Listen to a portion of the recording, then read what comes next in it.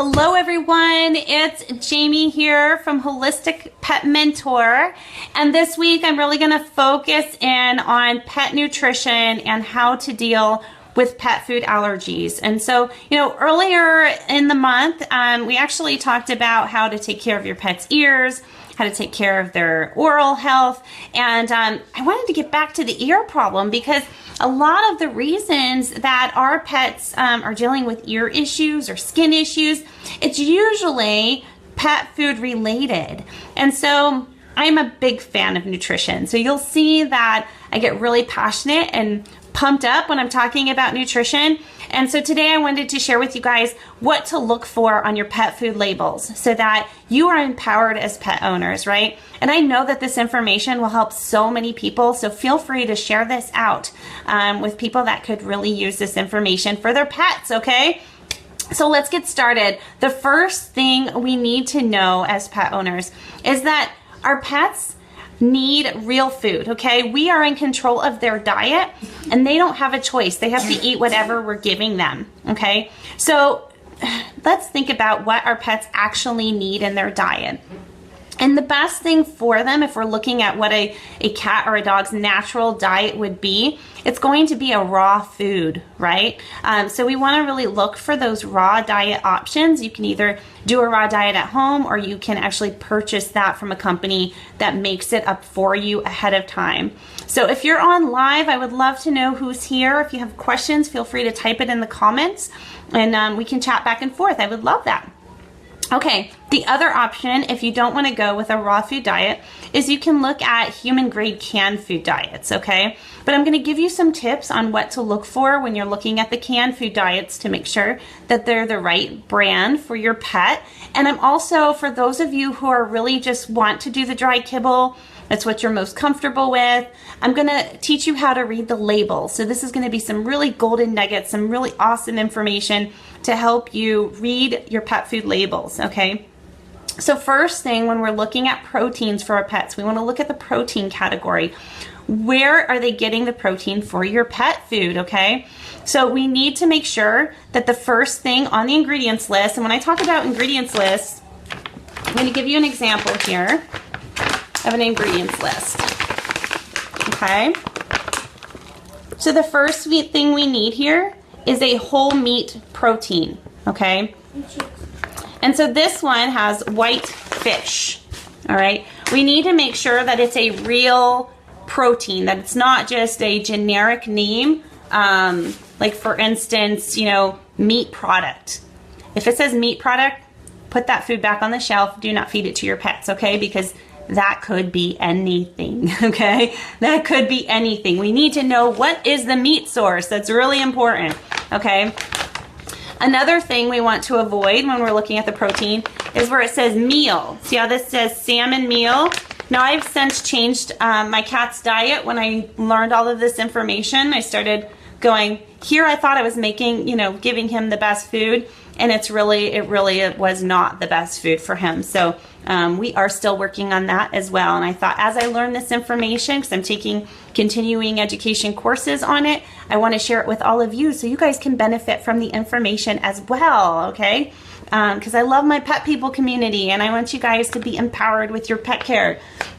So if it says salmon meal or beef meal or chicken meal, that could be anything, especially if it says like beef byproduct or chicken byproduct. These are sources of protein that are from rendering plants, okay? They're leftover waste meat product that cannot be consumed by people. And it could be animals that were euthanized. It could be leftover parts that were not meant for human consumption. It could be animals that were lame or had some severe health issues or diseases going on. And then they're putting that stuff into the pet food, okay? So we want to avoid anything that says meal on it. All right, also, when I talk about proteins, we want to avoid vegetable proteins, okay? So this is very interesting because we think, well, vegetables could be good, so the vegetable protein might be okay. But actually, our pets are designed to, their bodies are meant to process meat proteins, whole meat proteins, okay? So if we're putting vegetable proteins in their body, it's actually not going to be as good for them as the meat protein. And so companies will use these vegetable proteins because they're cheaper. Okay, so it's just a cheap filler because the whole meat protein is actually more expensive, right? And so they want to make it cheaper, get more bags out, sell more product at a lower cost, and be able to make more from that. And so they would have to use a vegetable protein to fill in the nutritional gap, okay? However, our pets, again, they're just not designed to process vegetable proteins as a primary vegetable or as a primary protein source. So you want to make sure that their diet is 50 to 70% meat protein. Okay, it's really important that we work with our pets' bodies and what they're designed to eat. We can't force them to eat stuff. I mean, we can, but it's not the right thing to do, is it? You know, we want to feed them the type of foods that their bodies can process well, that's going to be less inflammatory to them, that works with their natural chemistry. And so that's why I'm really sticking to the protein source, and we're focusing so much on that. And this whole week, I'm going to give you tidbits to help follow up with all this information, okay? And there will also be an article posted this evening where I got a lot of great nutrition information through dogs naturally. And so there is a whole course that she provides on reading pet food labels, and there's an excellent article that I'll be posting this evening, okay? All right, so now let's look at the grain source. If you can do grain-free for your pet, that's ideal, right? But if you're insisting on doing a dry kibble for your pet, there's a little problem with that. Very difficult to do a dry kibble without some sort of grain to hold the kibble, to hold that protein source all together, okay? So most dry kibble is going to have grains in it.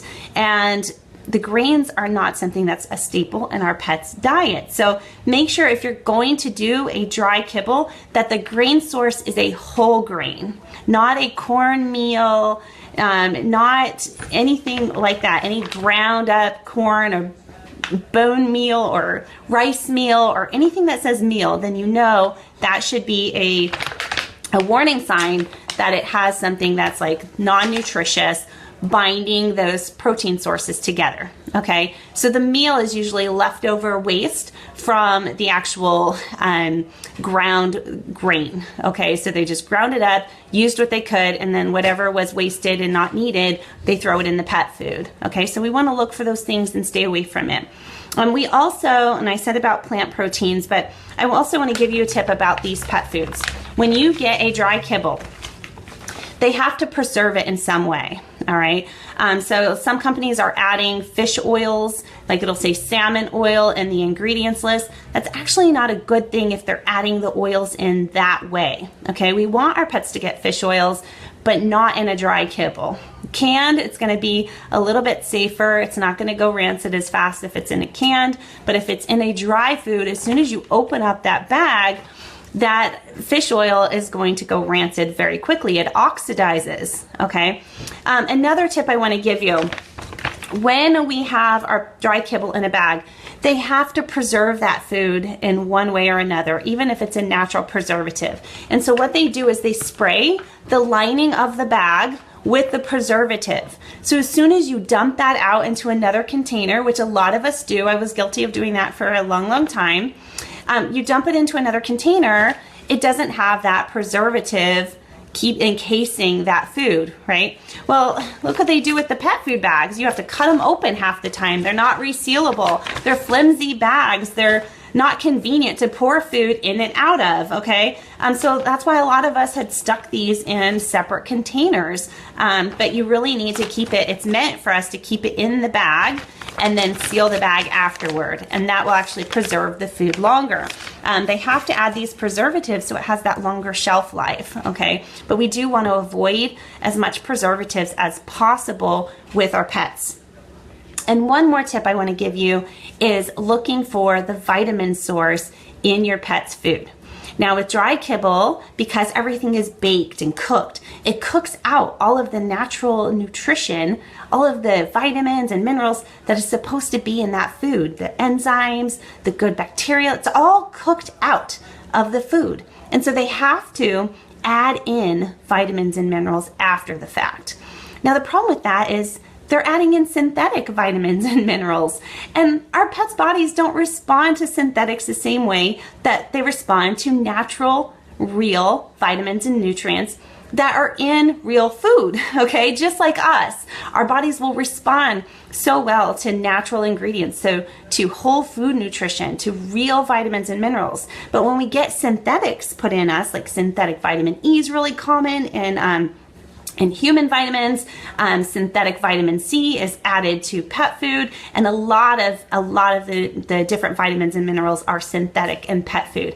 The problem with that is they aren't getting used. The body won't process it. It'll just be peed out in their urine, and they won't get the benefits of those vitamins. So it's total waste. So the best thing to do is, again, look for a raw food diet. Okay, or you're going to have to supplement with a whole food nutritional supplement.